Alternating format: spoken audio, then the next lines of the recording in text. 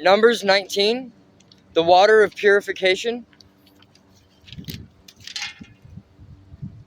It's the laws of Moses.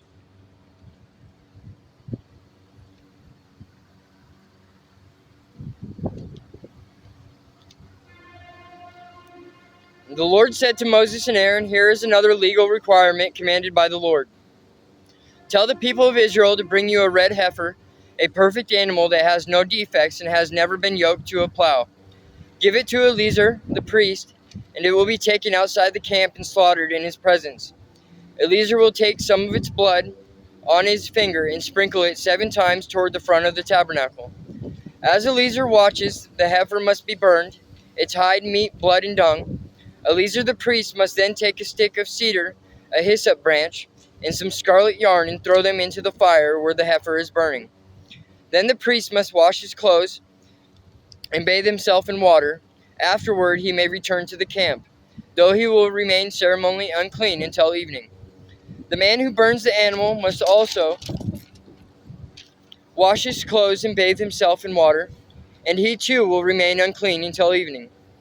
Then someone who is ceremonially clean will gather up the ashes of the heifer and deposit them in a purified place outside the camp. They will be kept there for the community of Israel to use in the water for the purification ceremony.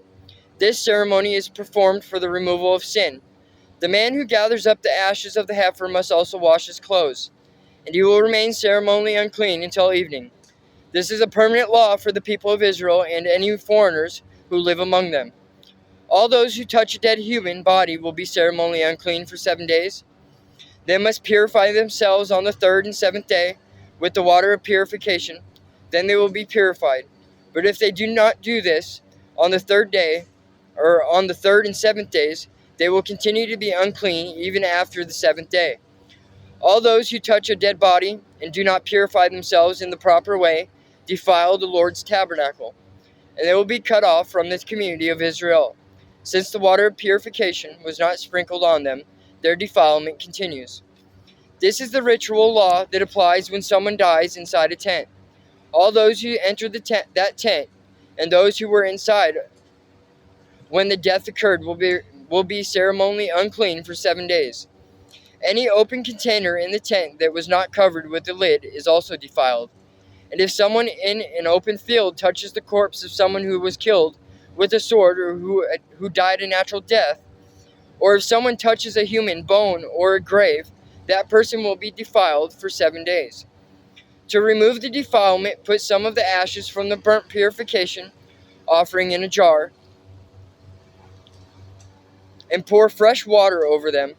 Then someone who is ceremonially clean must take a hyssop branch and dip it into the water. That person must sprinkle the water on the tent and all the furnishings in the tent, and on the people who were in the tent, also on the person who touched a human bone, or touched someone who was killed or who died naturally, or touched a grave. On the 3rd and 7th days, the person who is ceremonially clean must sprinkle the water on those who are defiled.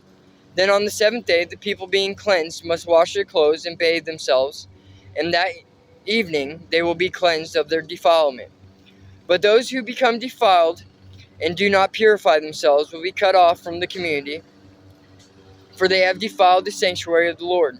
Since the water of purification has not been sprinkled on them, they remain defiled. This is a permanent law for the people. Those who sprinkle the water of purification must afterward wash their clothes, and anyone who then touches the water used for purification will remain defiled until evening. Anything and anyone that a defiled person touches will be ceremonially unclean until evening.